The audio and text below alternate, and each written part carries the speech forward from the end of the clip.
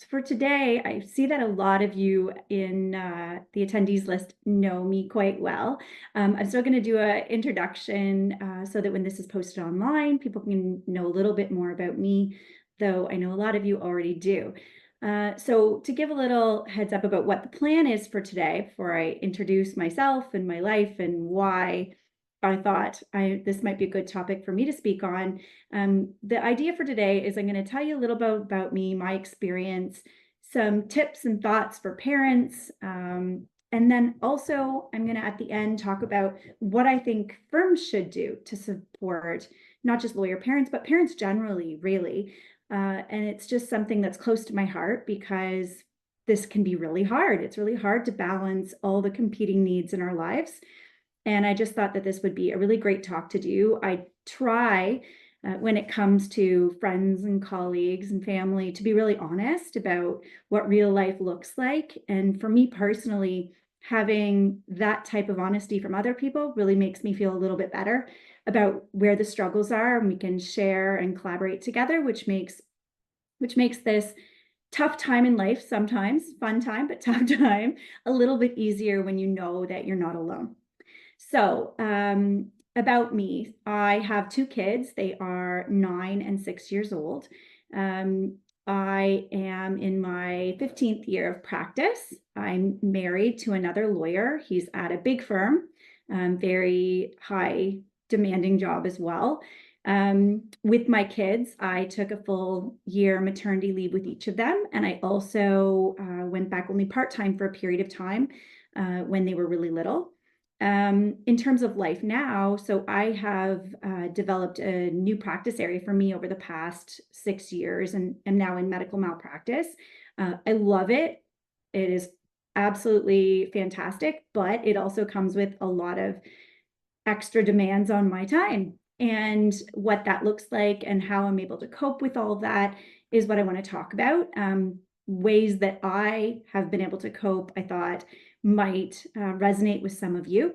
But the theme of this talk really is going to be about honesty. And I want to start with a little story about today and be a little bit vulnerable. Today was a bad morning at the Marin house. It was a really difficult morning. I was trying to get the kids out of the house, and there wasn't a lot of listening happening. And, I wake up every day and I'm like, okay, we won't be yelling today. We're going to have a peaceful morning. And then people don't listen, and then some yelling happens. And then I feel terrible and they don't feel good. I thought to myself, oh my gosh, how am I going to do this presentation today? I'm a fraud. I'm not living this perfectly successful parent life. And then I remembered that this is all hard, and there are good days and there are bad days. And when I hear other parents have bad mornings like this, misery loves company. And I'd like to believe it's not just because I want other people to be suffering alongside me, but knowing that other people have hard mornings, knowing that I have really hard mornings, despite feeling like, generally speaking, life is pretty good. I wanted to share that with all of you to start out with, despite being here and talking about this today, not every day is a good day.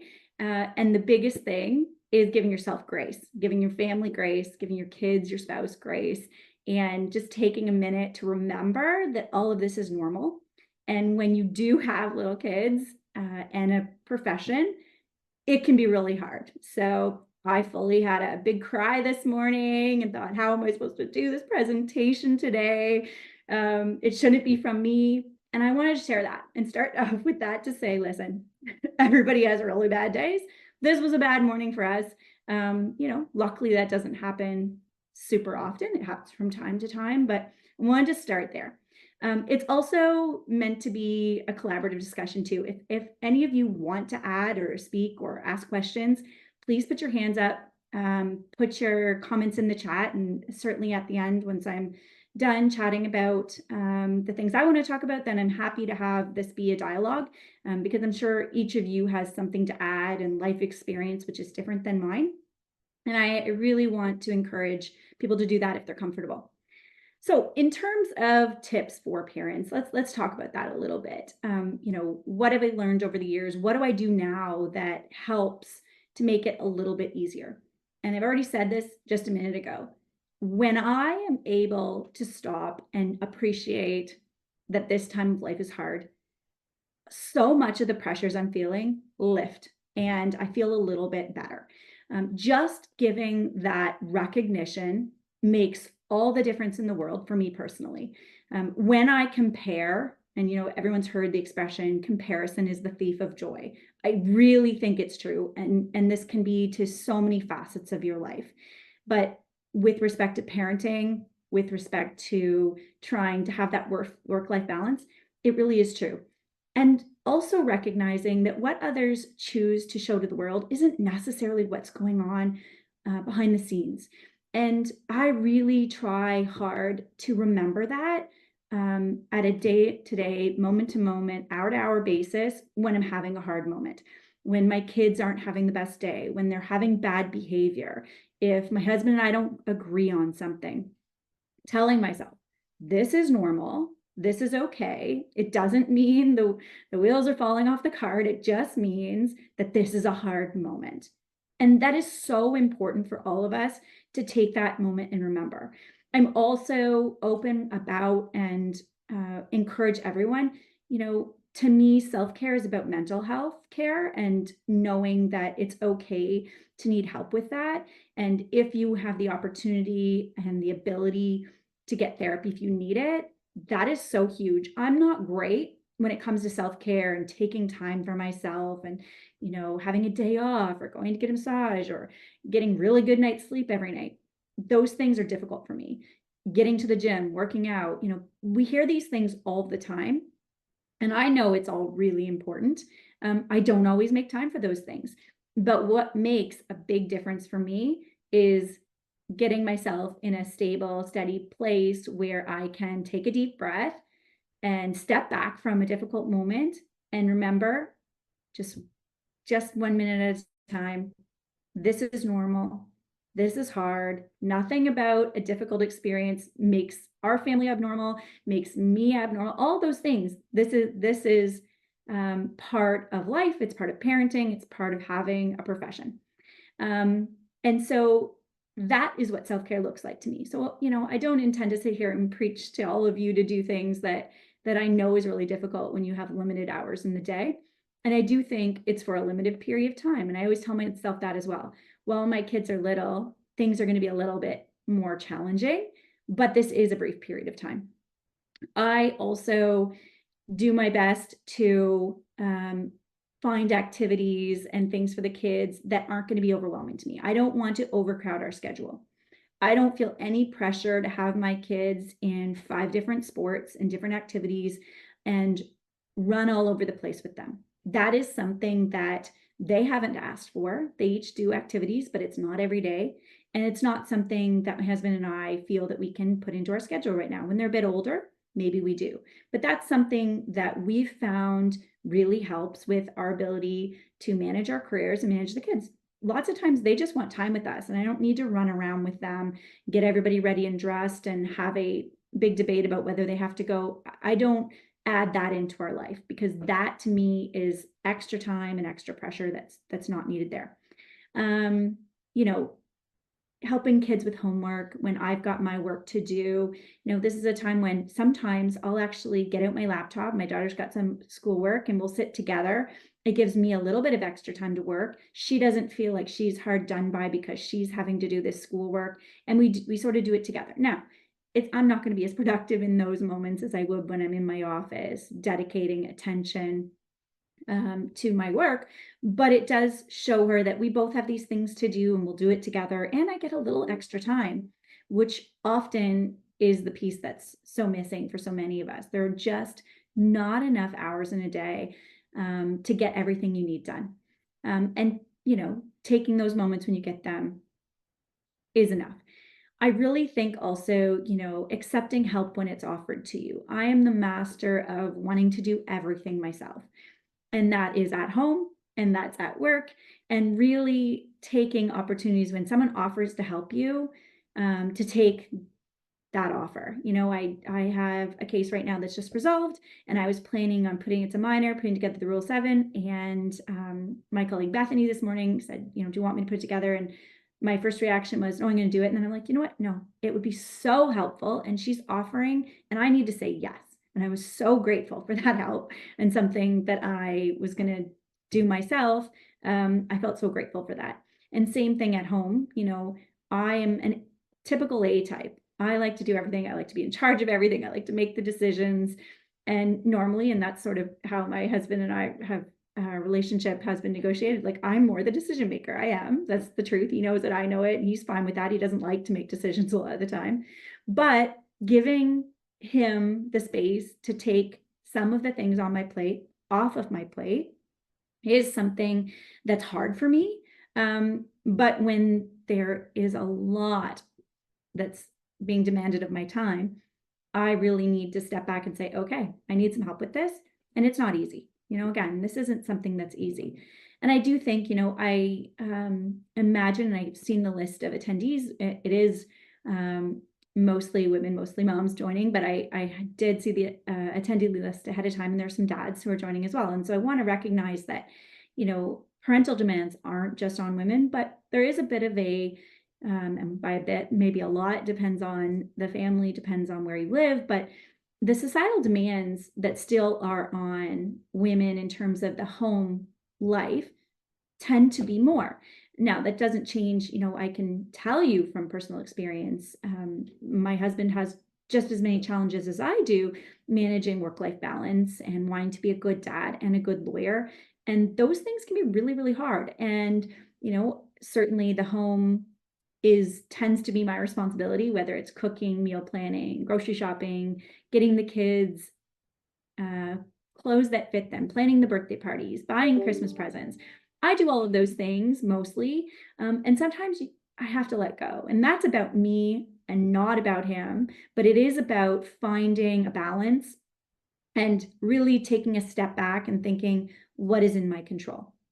I also find recognizing what is a choice is really important. So, for example, I choose to be a lawyer. And I think this is an important recognition. Of course, single parents, you may feel like it's not a choice to have to work. You're a single parent, and that is in particular a really difficult position.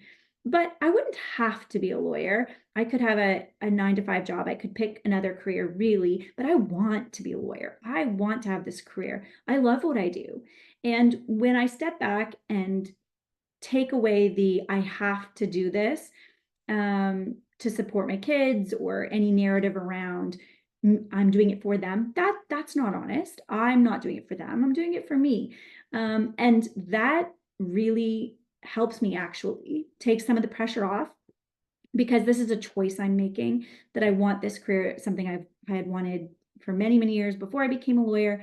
And I really think considering that fact is helpful. And, I also am recognizing that not all of the strategies that I'm talking about here are going to resonate with everybody. We're all a little bit different, and how we tick is a little bit different. But for me, that's a big piece of it. Knowing that this is a choice and that I have agency over that decision takes it away from the hard done by woe is me feelings that sometimes when I've got major competing work demands and personal life demands, that this is a choice. And I'm going to talk about this more when I get to the suggestions that I have for employers, senior managers, partners, and firms. But flexibility for me has been key. And what that looks like on a day-to-day basis is, if my kids have a doctor appointment, I take them to the doctor's appointment, and it might mean I need to work after they go to bed that night. That's hard. I'm tired too. And it might mean working between 9 and midnight. That's not infrequent for me. And that is obviously difficult to get enough sleep when you're doing that. But I wouldn't trade that flexibility for anything. It is what allows me to be a successful lawyer, is that I have that flexibility in my schedule. And sometimes that means if there is a play at school or a teacher meeting, I will go to that. I do make those choices.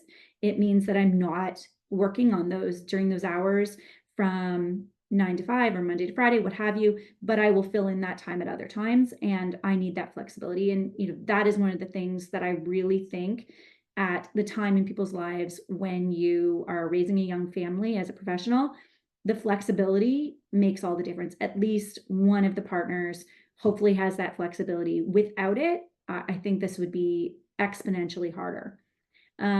Creating a community. So I have maintained relationships with friends from high school, some friends from university, but in particular, and more recently, I've developed a fairly tight network of other female medical negligence lawyers, and we get together in August. We went away for an overnight weekend and really just support each other. And that might look like supporting realities of having young families, supporting realities of difficult legal issues, difficult defense counsel, whatever it looks like, whoever it is, supporting each other and not feeling like you're going it alone. That is absolutely essential to, I think, have a positive relationship with your work and know, again, it goes back to the whole knowing you're not alone piece of all of this.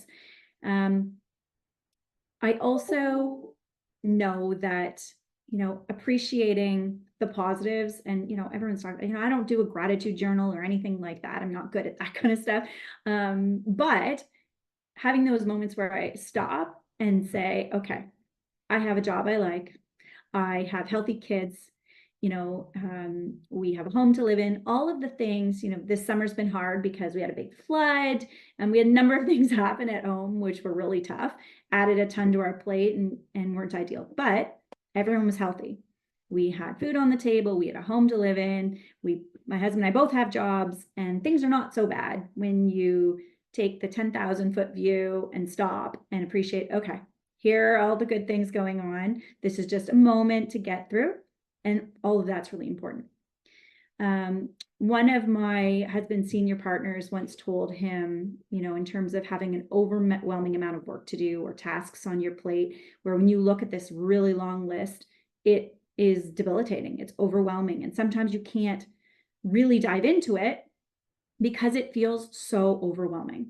And his mantra around that was, how do you eat an elephant? And the answer is one bite at a time. And I do tell myself, as cheesy as that is, I tell myself that from time to time. Okay, in this moment, I can only do one thing. And so I have this expert report to review. I have this motion record, the statement of claim, whatever it is. In this moment, that's what I need to do. Or at 6 o'clock when my nanny goes home and I've got a ton of stuff right now, I've got to make supper for the kids. It's all I got to do in this moment. And this goes back to the mental health piece. Getting really good at being able to compartmentalize or shut off the stress brain around work is so important. And it may sound a bit flippant to say that. Just don't think about it. It has saved my mental health many, many days where I just say to myself, okay, right now you're with the kids. We're not going to think about work. We're not going to engage with it. We're not going to look at our email. And you're just going to have some fun with them. You're just going to make supper because that's all I have to do right now. And just have a moment off. Watch a movie with the kids. Whatever it looks like in that moment, set aside. Now, this isn't easy for everyone. I can tell you it's not easy for my spouse. It's not. He has a really hard time. And so we've talked about this a lot. And I really think it comes down to self-work, therapy if you need it, and practice. It is a practice, getting good at that. Like when I go to bed at night, I've certainly had nights where my mind is thinking about something I have to do the next day, but it is imperative for me to be able to decide not to think about those things. Like, okay, this is a tomorrow problem. Right now you need your sleep. And I do appreciate that that is far easier said than done, but it makes all the difference in the world. And it does allow me to have those less stressful moments that center me and able to move forward with whatever stress is coming, to have those moments without it.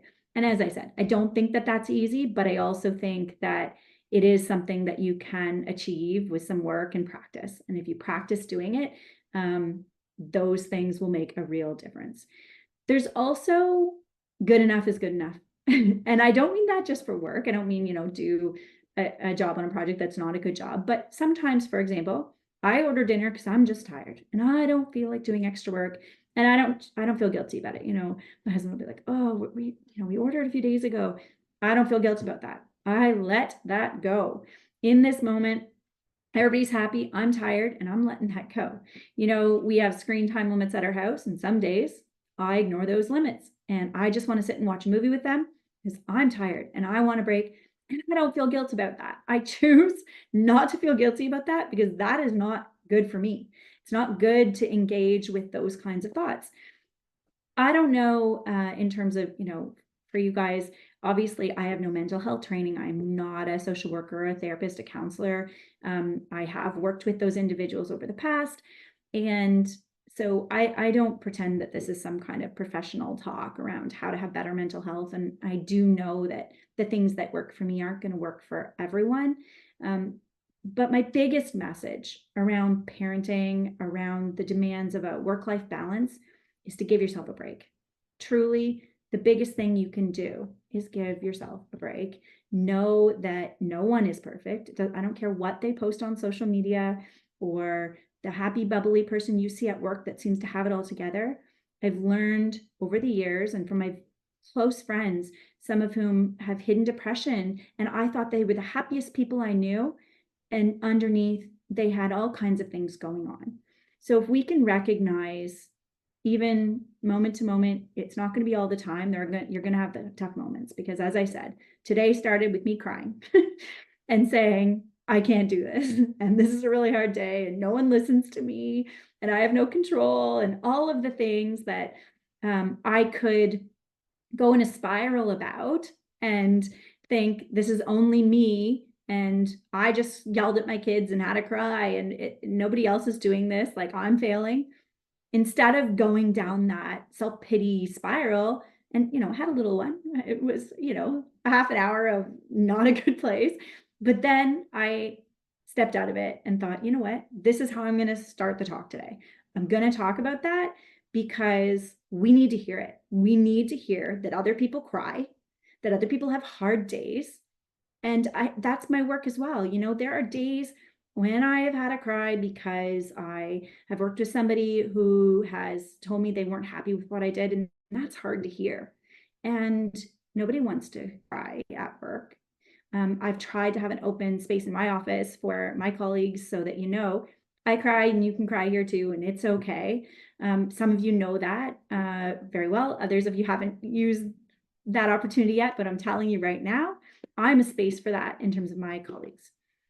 Now, I'm going to move a little bit, and this will be advice for people in terms of how they can engage with their human resources, with their managing partners, with their law firms, but also hopefully this talk will be listened to by some people who are running firms. I really hope so, because I do have some thoughts around how we can retain talented parents who might be feeling like the demands of private practice are too much.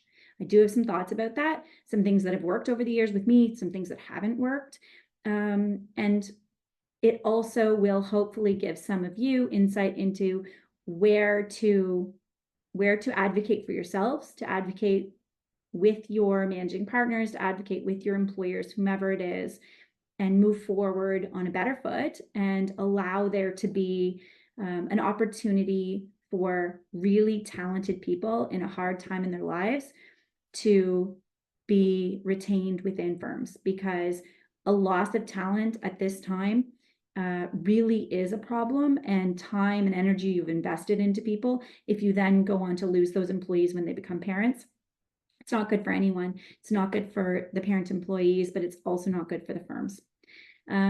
So I did a little bit of research in preparing for the talk today, and there was and this is an American stat, but in 2022, a report on women leaving law, and a lot of this focuses on women specifically, but I do think it applies to parents generally.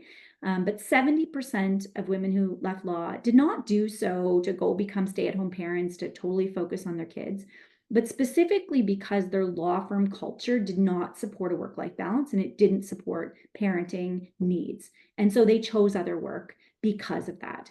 And 61% of them left to find more flexibility.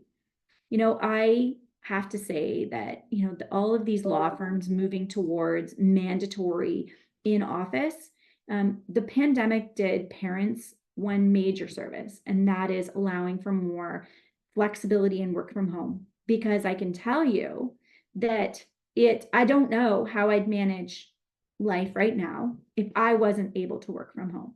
it is essential for this period of time in my life. And it isn't a forever. And so anyone who, employers that are worried that, this is a new trend and no one's going to want to be in the office, I don't think that that's true. I think we can arrange to have people in office a couple days a week without losing talent and losing that flexibility for employees who need it. I need it. And it's a number of reasons. And I've shared these with lots of senior partners, including my husband's a partner at his firm. And, they're having these struggles because there are 4 days mandatory a week. And I do think that this can be difficult. He's expressed to me, they're trying to hire some associates for his group at his law firm. And one of the reasons really good, talented people have not accepted positions is their mandatory in-work days because they're parents of young children. And it's just too difficult to ensure that you're going to be in the office those days without any flexibility around it, because that's the other piece. If you have good people working for you, they're going to get their work done. You don't need to mandate time in office to get that to happen. And here's how it looks for employers really struggling with this, or saying, the mentorship's not there, or you need the time in office. You can plan around that. You can plan to have time in office with your juniors, foster relationships so that the juniors will call you and engage with you and know that they can then call you. I mean, certainly when you don't have a relationship with someone, it's difficult to call them when they're out of office. You don't see them walking down the hallway. Those relationships need to be fostered. But this is how it looks for me. On a work from home day, I don't have to get myself ready to go into the office. I don't need to pick an outfit. I don't need to do my hair and makeup. I get up, get the kids ready, get them to school. I come home and I can be online working by around 8:30 in the morning. If I go into the office, I lose, at least 30 to 60 minutes of sleep because I need to get up before they do and get myself ready. I then have to get them ready and out the door. And then there's another hour travel, approximately an hour, to get down to the office. I then lose an hour of work at the back end because my nanny leaves at 6. At home, I work right until 6 and walk downstairs. When I go into the office, it takes me a full hour to head home. Particularly with professionals who are not working 9 to 5, we don't work those hours, we work the hours we need to get our work done. Though that loss of time is huge. And if I were in the office 5 days a week, I'd be losing at least 5 hours of sleep. I would be traveling for 10 hours of time that I normally work. And I don't think that that makes sense.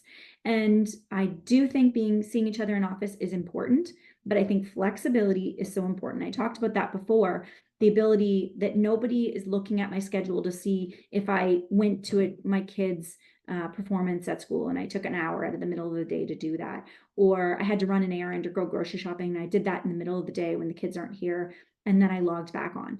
As long as you have people you trust getting their work done, it shouldn't matter that those hours are 9 to 5. It just doesn't make sense to me. In 2013, actually, in the Law Society in Ontario, did a study, a longitudinal study of 1,600 lawyers over 20 years. And this goes back to my comment before about women versus men. Parents, it's difficult for all of us. But the rate that women were leaving law is 52% of women leave law versus 35%. And that recognition still is really, really important. And what I think needs to happen to change that is, first of all, leading by example. So it is important that I, as one of the senior female lawyers at Gluckstein, advocate for the junior female lawyers and know that I've been in their shoes and that it's me that needs to speak up with our senior partners to say, this is what we need to do. It should be me and not them. And I think every firm needs the senior women to lead by example, to say, well, I did it, and so you're going to have to just get through that. That is not sustainable. I've heard it said many, many times, or a narrative around, you just have to put in the time, you just got to get through it, whether it's men or women. I've heard this from both senior men and senior women, essentially not supporting because they suggest that, your personal life shouldn't interfere with your professional life. And that's for you to figure out. Okay, that's one way to approach it. And as a result, you're going to lose talent. You're going to lose good people. And in my mind, that is not something that should be happening. This needs to be a top-down approach, not bottom-up. So for me, the honesty, I talk about it. I don't hide that I have a dentist appointment with the kids. I don't hide. It's right in my calendar. If someone asks, I will speak about it. I will talk about it because I'm leading by example. And I want to show the other women I work with that this is acceptable and that you can be successful, you can be reliable, you can be the yes person, because I want to be all of those things too. I don't want to be seen as somebody who puts, family or personal above work, all of these narratives, I think that a lot of us tell ourselves. We don't want to be seen as somebody who is not reliable. We want to be somebody who can be counted on. And I think I am. I am a yes person around the office. When there's projects to be done, I do them. When there's blogs to be written, I do them. When there's webinars like this to be done, I do them. But I also appreciate and expect flexibility, and it's important to me. And so when I have female colleagues that have young kids, if they came to me and said, can I take a half day and work at a later hour? The answer is always yes. My assistant and I also have this relationship. If she needs to work, she's got parents that she supports. If she needs to work from a different location, her father's in BC, she's gone and worked out in BC. The answer is always yes, because I know she can be counted upon. I know she's reliable. And so my answer is yes. And it would be with any junior lawyer that worked for me. And I think we need to support people at this period in their lives when there's significant demands. And that might be parenting. And as I said, for someone else, it could be an elderly parent. Whatever that looks like, we should be supporting it. And that includes a time when recognition of the fact that as your career ramps up and you have more responsibility and more demands, often is also at a time when you have more personal demands on your time. And knowing that, recognizing it, and accepting it is crucial. This is a vulnerable talent pool, and they need to be coached, they need to be helped, they need to be supported. And that's where I think things can change. Leading by example, sharing these struggles. I don't say all of these things because I want anyone to say, oh, I'm so sorry you're going through that. Not at all. I think it is powerful to be honest. It's powerful to be vulnerable. And, I luckily, this comes easy to me. I like to be authentic. I like to show up with the good, the bad, and the ugly. And I think it connects myself to people. I think that it really builds relationships when you feel like someone is showing you their true self. And so I try to do that. And that includes sharing the wins and sharing the losses and everything in between. And so I think that that's hugely important. Okay, what about maternity, paternity leaves? These need to be very well laid out. They need to be explained. They need to be in writing. These things should be part of every human resources office. This should not be a mystery. It shouldn't be left to employees to negotiate it. You need to have this laid out. To spring a change on an employee or tell them towards the end of their pregnancy what's going to happen while they're off doesn't work. It's not going to lead to fostering relationship, and it's not going to bring those people back after. Having some kind of maternity leave that is topped up in some way, it doesn't need to be for the whole time. Most firms can't afford to be like a government rule where you're paid for a year, but having some top up, and then there can be requirements that the employee needs to come back and be, employed for another year after that, 6 months, whatever that looks like. It needs to be clearly communicated. These are things that true support of this section of your staff, of your professionals, need to be communicated and need to be supportive. That's really, really important. And, there can be flexibility arrangements for certain periods of time. It doesn't need to be forever. It doesn't need to be for everyone. Have a dialogue. Meet with your staff as individuals, as a group. Talk about this stuff. It really needs to be a conversation. Different support measures for different people are going to look different. Somebody might prefer to work a 4-day week of 10-hour days versus a 5-hour, these kind of things are important. We could also consider it being an open discussion. I mentioned how I only came back 3 days a week after my daughter was born, and then I was 4 days for a period of time. That was huge to me. Over time, it did feel a bit like, I'm working for 4 days of pay and it's ramping up to be more. And at that point, I decided to come back. So there needs to be real clear communication. There also needs to be other options that look a little different for different employees, whether it is reduced billable hour targets, in a contingency arrangement like ours, reduced fee targets based upon pro rata how much time you're working. That's important. It makes people feel like they're not going to be held to the same standard as someone else being paid less and working less. That doesn't make any sense. These are the ways we really put our money where our mouth is and support professionals who are having these work-life balance issues. And the key is for employers, this isn't all about benefits for the employees. To keep good people that you've trained, that you've brought up in your systems, your files, all of the things that come with integrating someone into your firm takes time, energy, and there's a cost to it. And so to lose good people and take a risk on someone brand new and to go through multiple different people to find the right fit, all of that takes time and money. And for a little bit of goodwill that you could have given the people that work for you while they were in your employ, it doesn't make sense to me not to take these steps.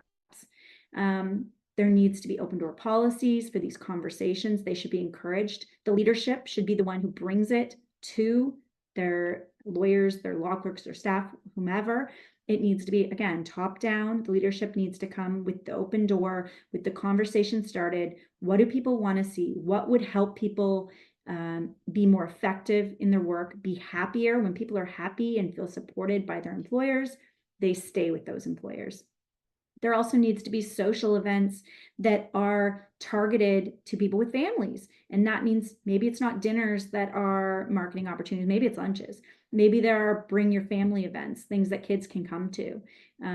That kind of not just Scotch tasting and golf tournaments. We need to look at what other kinds of events can we participate in and bring people to that everyone feels engaged and supported by. This is really important. Don't foster an environment of competition, specifically one where the best files, the billing credits, or marketing opportunities are given to the people that are seen as the yes people, but they also might be men, they might be people without families. We really need to look at how can we support people in the stages that they're in and can really utilize talents where they are and demands that people have in their personal lives. Because this is not how it used to be. We are not living in a world where it's all about work 16-hour days and put everything into your work, nothing into your family. People don't accept that anymore. And we need to recognize that because the best people are going to go to the places that they feel supported by. There needs to be a zero tolerance policy for sexism. It needs to be discussed. It cannot be a responsive situation where you respond when something happens. Absolutely not. In-firm seminars need to happen about this, specifically when there are things, there's not much overt harassment or overt sexism that takes place in firms now. A lot of that has sort of become more quiet, more subtle. And we need to look at examples of what does that look like? How does that actually happen? And we should be having seminars about these things. We should be talking about it, and everybody should be going. We need to uncover unconscious biases around parents that they may not work as hard, or that somebody who prefers to work at home is lazy or is trying to get around the hours. That's just not the case. Offering flexible schedules, remote work, and I've mentioned already, prorated billable time for those that are working less than 100%. These are all things that are essential if we want to really make a difference and retain people who are at this time of their lives when they're very, very busy. So I haven't been paying close attention to see if anybody has had any questions or would like to participate in the conversation. Is there anyone who wanted to ask anything or share? Because I really did want this to be a conversation as opposed to, me lecturing about where I think changes are needed. Is anyone? I don't think I see any hands up. Everyone's shy today, doesn't want to talk. Just give you guys a minute.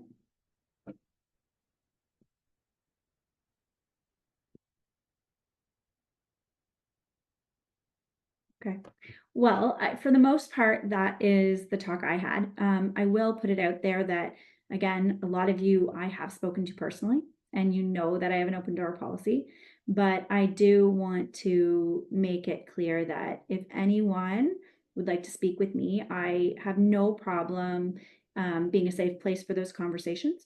I also am more than happy to be the supporter who takes concerns to whether it's my firm's management or being a supporter moving forward of people in their firms and thinking about how it looks for you to enact change in your firm. And again, in my own firm, if there are things people have concerns about, I truly want to be that voice. And I hope I have been to a large degree, but I am more than happy to support people, whether you work with me or you work in another firm. I really think that connecting with one another, sharing our experiences, and supporting each other is how to move forward. And these are tough conversations, particularly with upper management who has a way of doing things. It can be difficult to enact change, but we need to do it, in my view, because it will make a difference.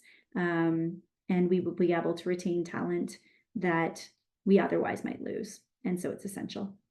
And I thank everyone for being here. And unless there are any comments or questions, that's everything that I've got for today.